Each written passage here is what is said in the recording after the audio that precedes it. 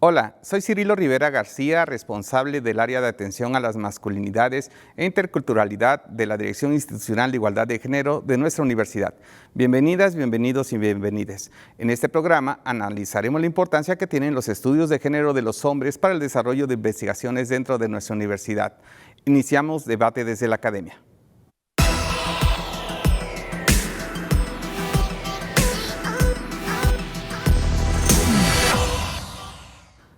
Le damos la bienvenida a nuestra invitada invitado, la doctora Beatriz Adriana Gaitán Villalpando del Instituto de Ciencias Sociales y Humanidades Alfonso Vélez Pliego. También al maestro Daniel Garza Torres, licenciado en Educación por la Universidad Iberoamericana en Torreón, maestro en Psicoterapia por la Ibero en Puebla.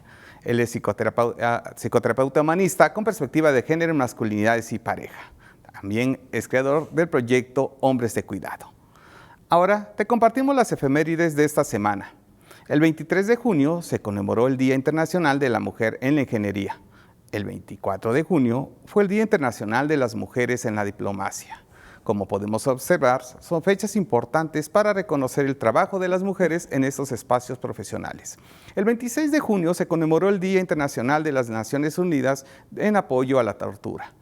El día 27 de junio es el Día Internacional de la Sordoceguera. Políticas de inclusión, los cuales nos deben invitar para generar acciones y espacios de la diversidad de la población.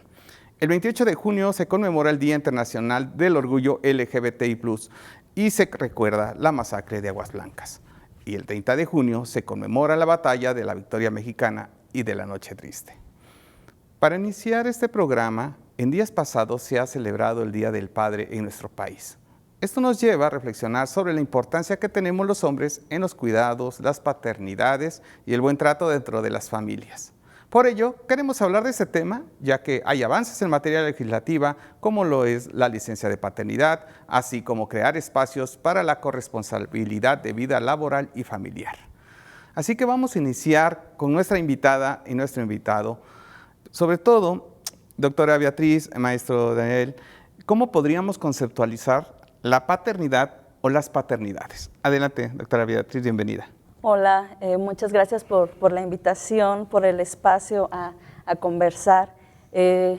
Pues yo considero que desde el punto de la investigación es un concepto que se encuentra en transición, que lo debemos de puntualizar bien, que no debemos de remitirnos desde el punto biológico, jurídico, desde la vista específica que se está analizando, sino que tenemos que contemplar el contexto social en el que están transitando las masculinidades, porque efectivamente si no entendemos la conformación de cómo ser hombre, no podemos entender los ejercicios de paternidad y que hay una gran diversidad de paternidades y específicamente creo que hay muchas paternidades cautivas, tanto de manera literal, pero también desde una cuestión simbólica.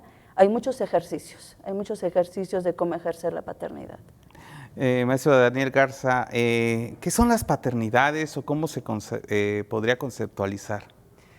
Bueno, un poco, o sea, justo ya inició la doctora con esta reflexión y cómo es un término que bien también tiene mucho que ver con lo que estamos entendiendo de lo que significa ser hombre hoy en día, ¿no? De todo esto que implica en la cuestión de las relaciones. La paternidad en su ejercicio específico, en el acompañamiento que he podido dar a otros varones en el ejercicio de la misma, pues es algo que además está muy involucrado con su propia identidad. Con lo que ellos han aprendido que significa ser ellos mismos, pero también su ejercicio del poder. Esto es muy interesante porque muchas veces, y sigue estando vigente, esta visión en donde el papá debe de ejercer poder y que papá es el que logra el silencio, es el que logra la obediencia y es el que logra una eficiencia terminal, si hacemos este juego de palabras con la universidad, ¿no? Es decir, como mi hijo pasó por todo esto y fue alguien digno de estar dentro de la sociedad. Esta visión tiende a ser como muy acotada Y es por eso que desde el cuestionamiento de qué significa ser hombre, la paternidad evidentemente está incluida y está invitada, ¿no?, a reconfigurarse. Pero también hay que decirlo, la sociedad como tal, el sistema económico, político en el que vivimos, si bien está visibilizando otras formas de ejercer paternidad, está muy lejos de facilitarla, ¿no? Está muy lejos de promoverla de facto. Sí, me invita a pensar lo que ustedes comparten, cómo se inscribió en una parte de que ser hombre es ser papá. ¿Por qué? Porque a muchos hombres, o algunos hombres, pues, sobre todo de unas generaciones pasadas, no sé, sería cuestión de ir revisando, seguramente lo vamos a charlar aquí en este programa. Decían, bueno, ser hombre es mostrar mi paternidad, y cómo, a través de la reproducción, porque si no me reproduzco, entonces ¿quién soy?, ¿no? Y entonces entraba en tela de juicio, ¿no?, si eras hombre o no, si no te reproducías. Sin embargo, vemos que esto ha ido cambiando poco a poco, y me gustaría que fuéramos en ese sentido. Doctora Beatriz, ¿qué son los estudios de género de los hombres y las masculinidades relacionados con las paternidades? Hoy coordinas un congreso, esto es el segundo congreso aquí en el Instituto de Ciencias Sociales y Humanidades Alfonso Vélez Pliego, y pues segundo año habla sobre las paternidades, y esto tiene que ver que en el ámbito universitario de investigación académico, que cruzan los ejes de identidades de las masculinidades, los estudios de género, las bases del feminismo. Claro, fíjate que yo me he dedicado a estudiar a las mujeres desde la perspectiva de género, y específicamente mi tema de investigación es el aborto. Entonces, cuando yo me adentro a estudiar el aborto a través de los expedientes judiciales, me doy cuenta en las relatorías que no necesariamente ellas son las que deciden abortar, sino que son inducidas por sus parejas, ya sea desde un nivel de convencimiento, o por otro lado, pues que son agredidas, ¿no? Y que esto muchas veces las llevó al límite de la muerte. Entonces, una vez que doy como que un cierto corte para el estudio de las mujeres que no desean ser madres, entonces me introduzco a otra problemática, que es a la paternidad no deseada, porque yo detecto que, de hecho, a nivel de la mercadotecnia se nos ha enseñado que es la mujer el problema de los abortos, cuando no, o sea, es un problema de dos. Y tenemos que ver que también los hombres tienen inseguridades, tienen miedo, son frágiles, son vulnerables. Y ahora imagínate, cuando de repente te enteras que vas a ser padre, te enteras en un proceso quizá de estudiantes, por ejemplo, respecto a este rastreo de buscar comprobar las paternidades no deseadas, yo hago un análisis hemerográfico donde detecto varios casos de jóvenes universitarios. Yo trabajo específicamente Puebla, jóvenes universitarios que atentaron contra ellas. Y muchas veces pues esto se convirtió en un feminicidio. Pero tenemos que buscar en prevenir qué está pasando por la cabeza de estos chicos. Y es que, al igual que las mujeres, pues entran en un abismo. O sea, son jóvenes que se sienten solos, que tienen un proyecto de vida y que saben que convirtiéndose en padres, quizá muchas veces van a dejar de estar cobijados por sus familias, que también cargan el honor de la familia, en el sentido de que va a ser el futuro proveedor, y este es un papel muy importante. Entonces, oye, hay una gran problemática ahí, y cuando ellas dicen, ¿sabes qué? Es que yo sí quiero convertirme en madre. Y aquí jurídicamente hay algo que tenemos que poner atención, porque en el caso de las mujeres se ha conseguido a través de esta máxima el cuerpo es mío, pero en el caso de ellos, sin duda tienen que convencerla, pero más allá no hay que llegar hasta ahí. Tenemos que llegar a una educación donde se tienen que planear estos encuentros sexuales protegidos. Y no solamente protegidos desde la cuestión psicológica, de que sepan que puede haber alguna consecuencia, sino desde la prevención, para que no se conviertan en padres si no desean serlo. Y esto es sumamente importante. Y ahí yo he apelado siempre en mis proyectos de investigación esta correlación entre la academia y la sociedad. Esto es sumamente importante, porque si no, yo digo, pues de nada sirven las investigaciones si se quedan dentro de la institución. Hay que dar a conocer que hay una problemática no solamente en la maternidad no deseada, sino en la paternidad no deseada. Recuerdo ahora que dices una situación, ahora ahí me falla la temporalidad, 2014-2016, 6 feminicidios en Puebla con jóvenes, y estos 6 feminicidios tenían que ver con embarazos. Esta paternidad no deseada, que tanto a algunos hombres nos lleva a este ejercicio de poder, sí, tú te embarazas, y la apelación es yo no quiero, pero como sé de las consecuencias que pueden venir, digo, estoy haciendo una hipótesis, pues entonces hasta dónde puede llegar este control sobre los cuerpos de las mujeres, ¿no? Y también apelo a un texto que seguramente, bueno, me he conocido en esos trabajos, de Adriana Ortiz, ¿no? Ya un texto por Edamex, del de si los hombres se embarazaran, el aborto sería legal, ¿no? Es interrogante que hace hasta las instituciones religiosas. Bueno, pensar en esto es cómo llegamos los hombres a la paternidad. Me recuerdo de las primeras investigaciones que se hacían sobre paternidades, ¿no? Por sorpresa, ¿no? De pues ni modo, ¿no? Pues ya le entró, y por presión social, ¿no? Y algunos por proyecto de vida y por placer, ¿no? Maestro Daniel, tú trabajas con hombres. ¿Qué implica abordar el tema de las paternidades? Porque los hombres hablamos de fútbol, de empresa, política, etcétera, etcétera, pero trabajar con hombres y poner en el tema la paternidad o las paternidades, ¿qué ha implicado en los grupos que tú has acompañado? Es bien interesante esta realidad. ¿Por qué? Porque pareciera que ser hombre es un rol, pero una vez que eres papá, entonces llega un rol agregado. Y en ninguno de los dos roles soy yo mismo, ¿no? En ninguno de los dos roles yo soy Daniel. Soy este hombre que esperan que yo sea, o este papá que esperan que yo sea. Y en este papá que esperan que yo sea tiene que ver esto de la eficiencia terminal que yo les decía, ¿no? El llevarlos por este caminito que la sociedad nos dicta hacia donde tenemos que llegar. Pero existe esta también otra acepción que tú hablabas. Ser hombre antes de ser padre implica ser procreador, ¿no? Es decir, esta fertilidad a toda costa. ¿Cómo se llama? En donde, incluso un libro que se llama El olvido que seremos, decía un papá, con los proyectos de trabajo yo soy muy buen papá y soy una pésima madre.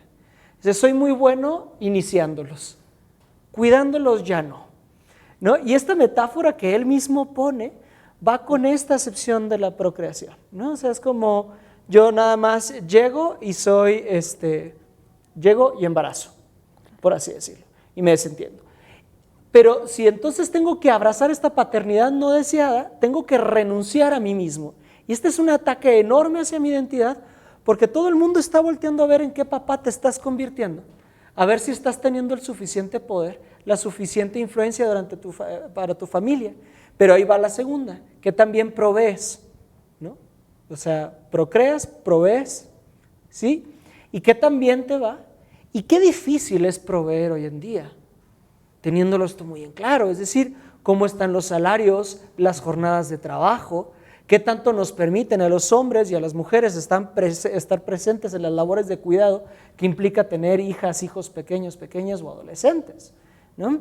Entonces, llega esto en donde yo proveo y hay muchísima frustración, y eso me toca mucho verlo en psicoterapia o en los grupos, muchísima frustración por no poder proveer, porque hay un mandato ahí en donde al menos tienes que igualarte a lo que te dio tu papá. Y si no logras igualarte a lo que te dio tu papá, tienes que ir más arriba. Si ninguno de los dos se da, estás fracasando, ¿no? Y de ahí también entra esta última pro, que es el protector. En donde el papá piensa que debe de hacer todo para proteger a su familia. Y si bien la protección es parte esencial del cuidado, para nada el cuidado se restringe únicamente a la protección, ¿no? Entonces, es un hombre que llega a terapia preocupado o llega a los grupos, preocupado por sus hijos, por sus dinámicas, por las elecciones que toman, pero sin ningún conocimiento de su hijo de facto, sin saber quién es, sin saber qué miedos tiene, porque está tan preocupado en cumplir este performance, en cumplir este mandato, que no se ha detenido a observar, a ver a sus hijos. Yo, como para finalizar la idea, en algunos talleres, casi siempre hago la alusión de que muchos de nosotros nos sentimos representados por la frase: yo le agradezco a mi papá todo lo que me dio, pero él no sabe quién soy. O sea, no tiene ni la menor idea de quién soy. Entonces, cuando llevamos a los hombres o los acompañamos a voltear a ver a sus hijos, evidentemente les resulta muy frustrante, porque como es un puente que no se tendió, de los hijos, de las hijas, se recibe rechazo. Y ante el rechazo llega este anhelo como de: a mí no me vas a rechazar, a mí me vas a escuchar. Y el abismo se hace todavía más grande cuando el anhelo es estar cerca. Sí. Y estas reflexiones que están dejando tanto la doctora Beatriz como el maestro Daniel, nos invitaría a pensar, entonces, ¿qué cosas han ido cambiando en el ejercicio de las paternidades? ¿Ustedes qué consideran que se mantienen todavía vigentes con relación a estos modelos de la masculinidad machista o hegemónica? Digo, quienes estamos en la generación arriba de los que nacimos en los 70, pues nos tocó un boom ahí de películas mexicanas a blanco y negro, después a color de este papá, pues como tal, ¿no? Sin embargo, ya generaciones de los 20 les tocó Buscando a Nemo y otros tipos de películas o series. Sin embargo, ¿con qué nos vamos encontrando? Y lo que dice doctora Beatriz, hay algunas cuestiones de violencia que parece que mantienen. Pero para no quedarnos como en nada más en todo está mal o todo está, se quedó anclado, ¿qué cosas están empezando a cambiar? Yo creo que debemos tener claro que estamos viviendo en un sistema capitalista, patriarcal, donde yo coincido con la propuesta de Rita Segato, donde nos menciona que el hombre es la primera víctima. Por ejemplo, tenemos que reconocer la paternidad ausente y no necesariamente esta ausencia física quiere decir que sea un me lavo las manos, porque si no, ¿quién va a ser el proveedor de la casa? Pero por otro lado, en cuestión de los derechos de las paternidades, realmente hemos avanzado muy poco, porque a la que quizá, si en algunas veces se le da permiso, pues es a la madre. Y lamentablemente no se ha trabajado sobre resignificar el tema de la paternidad, porque también debemos de reconocer que el estar en casa no significa que tengas una preocupación o un vínculo con tus hijos. Exacto. Y que precisamente este sacrificio de quien migra, de quien tiene que hacerse cargo de los gastos, pero que no está ahí. O sea, creo que tenemos que reconocer a un padre o a un hombre con sentimientos. Entonces creo que esta es una gran problemática, porque de repente en el caso de las migraciones lo vemos. ¿Qué pasa cuando el padre se vuelve adulto, se vuelve viejo y ya no es el proveedor? Y cuando nunca hubo un lazo estrecho afectivo. Entonces, pues hay una gran problemática en la cuestión de como, es que no eres mi papá realmente, en una cuestión de cariño, de afectividad. Y cómo sí funciona en el caso de la madre, que realmente no es la proveedora, pero es que es la que estuvo ahí.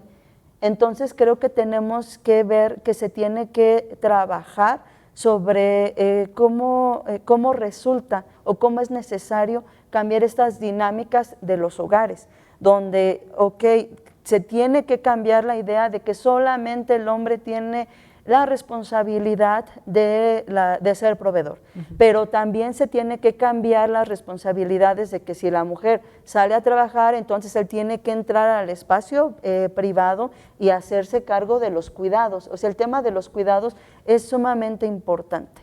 Creo que se tiene que primero aterrizar el tema del hombre no como un sinónimo de virilidad, de macho alfa, de esa jerarquía en cuestión de poder y el que va a tomar las decisiones, las grandes decisiones.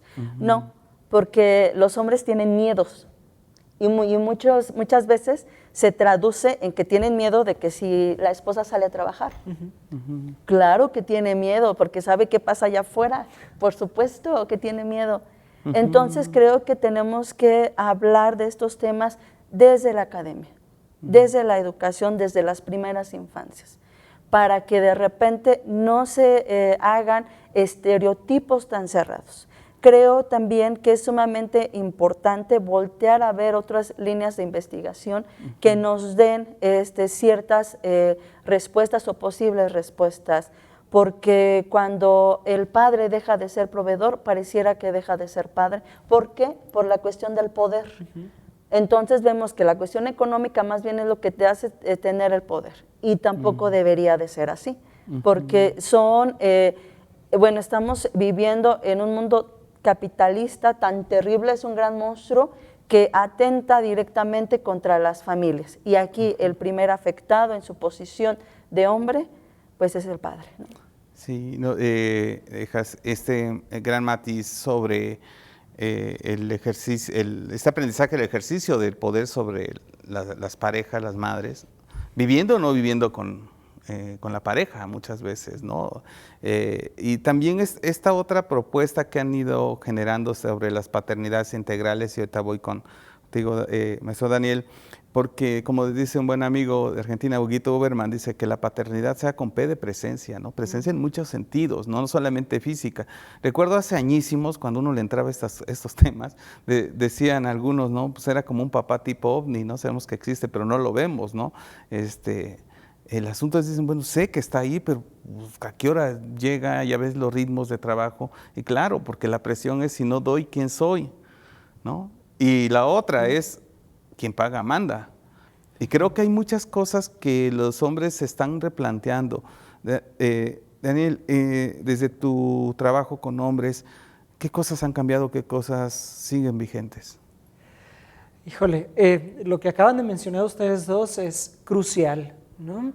Si el hombre, si como padre solamente eres proveedor, entonces soy lo que doy en cuestión económica, ¿no? Y recibo en tanto doy, ¿no? O sea, si yo voy a darte dinero a ti o voy a darte dinero a ti, voy a esperar algo a cambio. Y va a ser una forma en que yo voy a decir, estoy cumpliendo como papá y además estoy manteniendo en orden la casa. Y esto confunde mucho la identidad.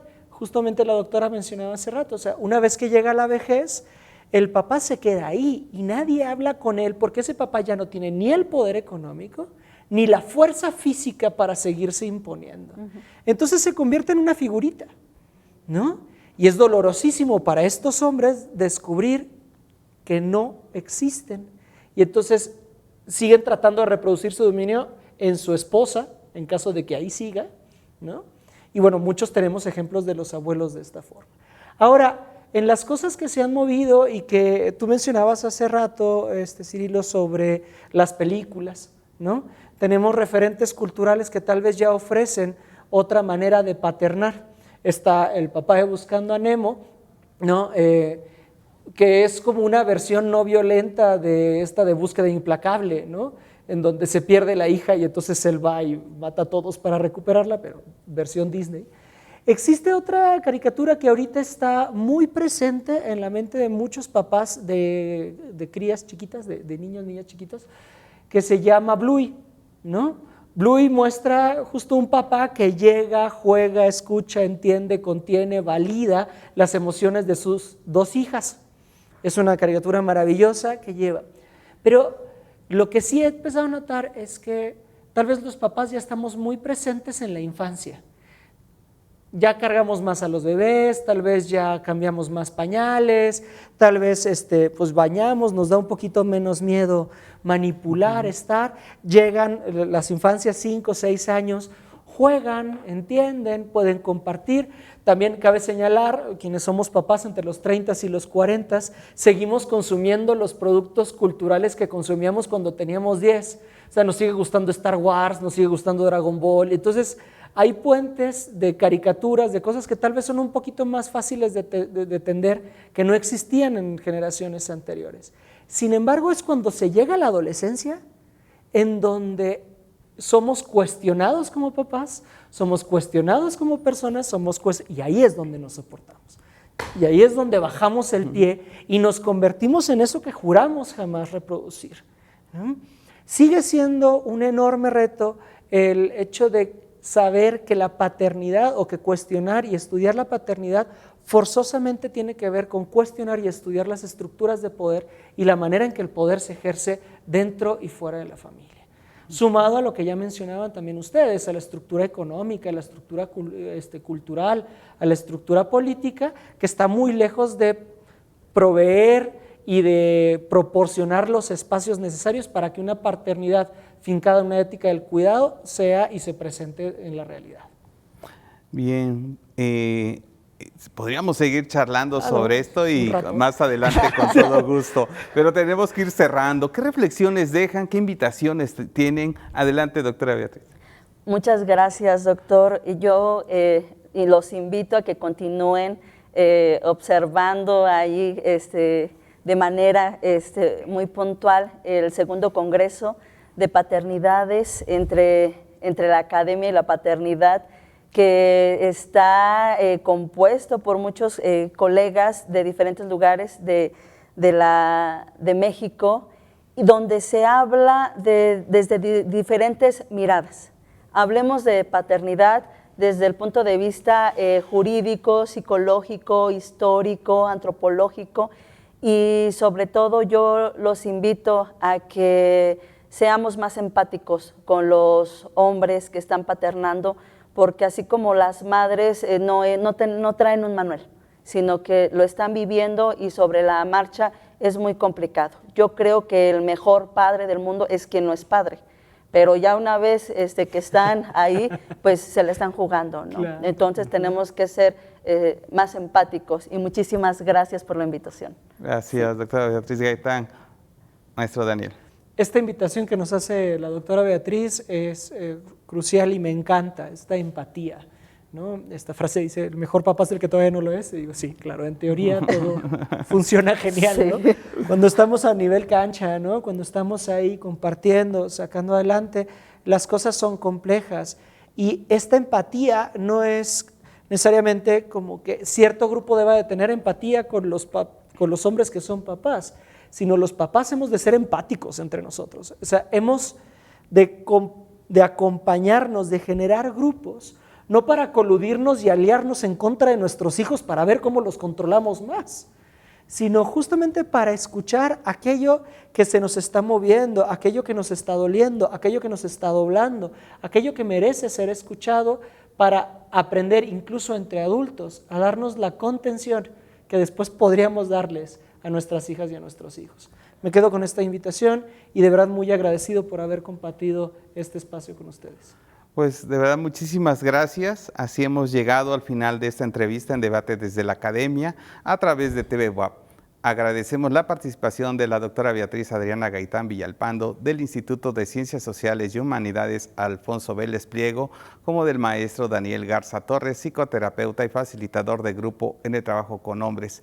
Les invitamos a conocer las diversas actividades dirigidas a la transversalización de las políticas de igualdad, prevención y atención de la discriminación y violencia de género en nuestra universidad.